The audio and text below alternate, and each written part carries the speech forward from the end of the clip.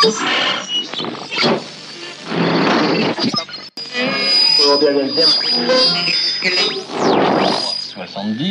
deuxième était le... C'est en tant que candidat que nous vous recevons ce soir et non pas en tant que président. Mais vous avez évidemment, de par votre fonction, un statut un peu particulier par rapport aux autres candidats et à vos adversaires. Cette crise en Ukraine, vous la vivez de très très près. Il y a encore quelques jours, samedi dernier, vous avez appelé Vladimir Poutine une nouvelle fois. Vous avez passé 1h30 au téléphone avec lui. Qu'y a-t-il encore à lui dire au vu de ce qui se passe sur le terrain? Quand on voit les soupçons de crimes de guerre, quand on voit ce qui se passe à Mariupol, une ville qui est assiégée, il y a des milliers d'habitants qui en sont réduits à faire fondre de la neige pour boire. Y a-t-il encore quelque chose à lui dire? Rebonsoir. Et d'abord, vous avez raison de redire l'horreur de cette guerre qui est sur notre sol européen et qui est le choix de la Russie et de Vladimir Poutine, qui est une agression contre la nation ukrainienne, le peuple ukrainien. Alors, face à cette horreur, on a d'abord essayé de faire le maximum. Je dis nous, Européens, Américains, beaucoup d'autres, en discutant jusque dans les dernières heures. Ensuite, nous avons agi, et au fond, je crois que notre rôle aujourd'hui, ce que j'essaie de faire au nom de la France, mais ce que nous essayons de faire en Européens, c'est d'essayer de stopper cette guerre sans faire la guerre. Voilà. Et donc, sanctionner la Russie pour qu'elle arrête en quelque sorte cette offensive, aider l'Ukraine, et en particulier le peuple ukrainien, à vivre ou à survivre, à se défendre, et isoler la Russie internationalement. Et donc, dans ce contexte-là, continuer à discuter avec Vladimir Poutine. D'abord, c'est lui dire les choses, et essayer de casser sa logique. Moi, je pense que ce sont des décisions toujours humaines, je crois à cela, et donc lui expliquer les conséquences de ce qu'il est en train de faire, essayer de lui expliquer la force de nos arguments a du sens. La deuxième chose, c'est que même quand vous avez un conflit de cet ordre, et vous le voyez bien, les scènes terribles que vous avez rappelées nous l'ont montré, vous devez discuter des conditions humanitaires, de préserver les centrales nucléaires qu'il y a sur le sol ukrainien. Ces choses-là supposent de continuer à se parler. Ce que nous avons fait avec le chancelier allemand et quelques autres, et Vladimir Poutine, pour trouver des accords au sein de nos désaccords. Et puis, il faut... Oui, mais c'est important parce que... les convois humanitaires ne passent pas totalement. C'est ce qui parfois évite le pire. C'est ce qui nous a permis, par exemple, que l'Agence internationale de l'énergie atomique puisse continuer le minimum de travail pour éviter que ça ne soit pire. Mais je ne suis pas en train de vous dire que j'en suis satisfait, mais il faut continuer. Chaque centimètre qu'on gagne est important. Et au-delà de ça, il faut d'ores et déjà maintenant préparer la paix. Parce que la sortie de cette guerre, ce sera à un moment donné tout le monde autour d'une table qui dira comment on en sort et donc quels accords on donne les uns aux autres. Et ça, il faut pouvoir le préparer, en parler dès maintenant. Un mot de vocabulaire très précis. Oui. Vladimir Poutine est-il un dictateur? Formellement, non, puisque c'est jamais inscrit dans une constitution. Voilà, c'est un système qui a...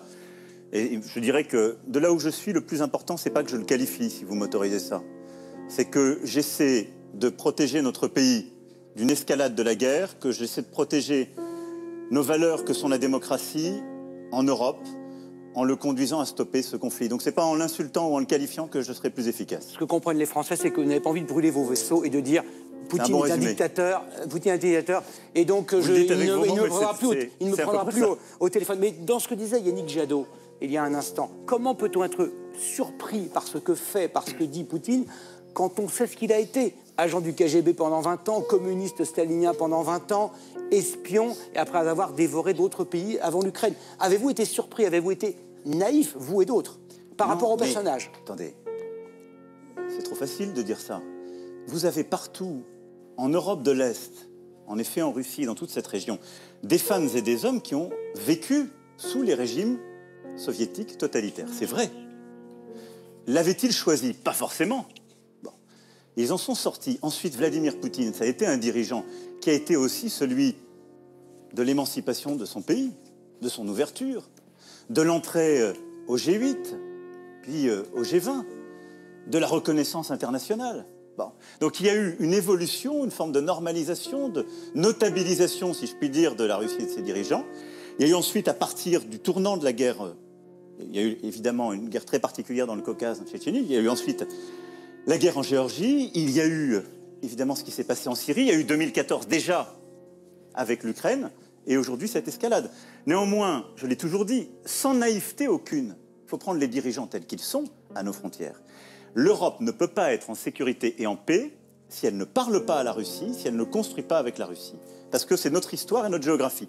Donc pas de naïveté, pas de raccourci non plus, mais une volonté d'avancer. C'est pour ça que dans les prochaines heures, je parlerai encore à Vladimir Poutine. Sans naïveté, mais pour essayer d'éviter le pire dans la guerre qu'il a décidée contre l'Ukraine, et essayer le plus vite possible d'obtenir le cessez-le-feu et une architecture de paix. Vous parliez de l'Europe à l'instant, vous avez présidé la semaine dernière un sommet européen à Versailles. On a l'impression que l'Europe a su se mobiliser très vite, notamment sur les sanctions, et puis qu'aujourd'hui elle marque le pas. Est-ce que nous continuerons à faire venir le gaz et le pétrole de Russie?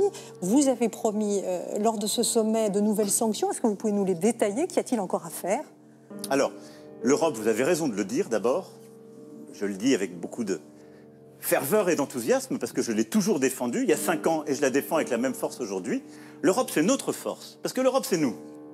C'est nous qui l'avons faite, c'est nous qui l'avons choisie, c'est nous qui décidons de la faire comme ceci ou comme cela. L'Europe, elle a été forte au moment de la pandémie.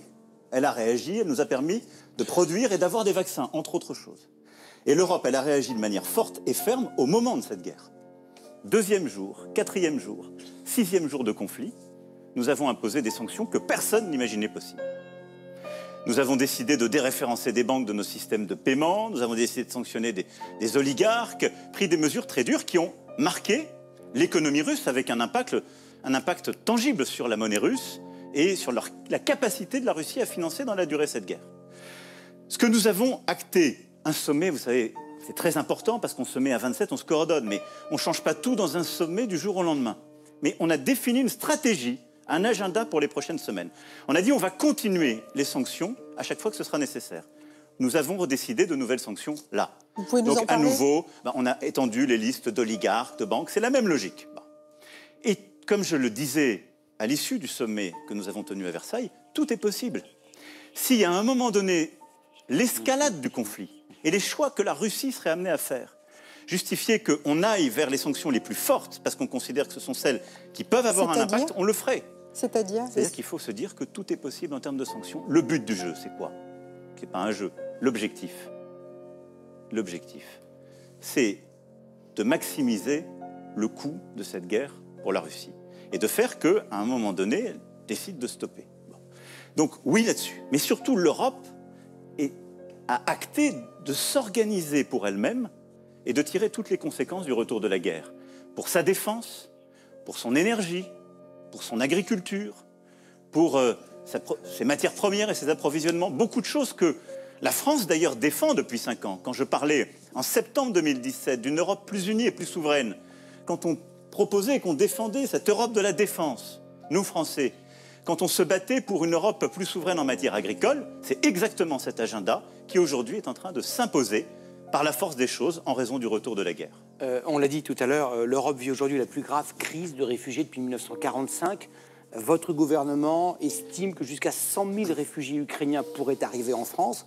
Est-ce qu'on peut aller jusque-là? Est-ce qu'il faut en accueillir 100 000 et le cas échéant au-delà de 100 000? Oui, il faut prendre notre part. Je vous le dis avec beaucoup de force. L'Europe s'est créée au sortir de la Deuxième Guerre mondiale en protégeant les femmes et les hommes qui fuyaient leur pays en raison de ce qu'ils étaient ou parce qu'ils défendaient la liberté. C'est d'ailleurs, dans toutes nos constitutions, il y a ça. Dans la nôtre, dans notre préambule, dans ce qu'il y a de plus important. Les combattantes et les combattants de la liberté, nous les protégeons.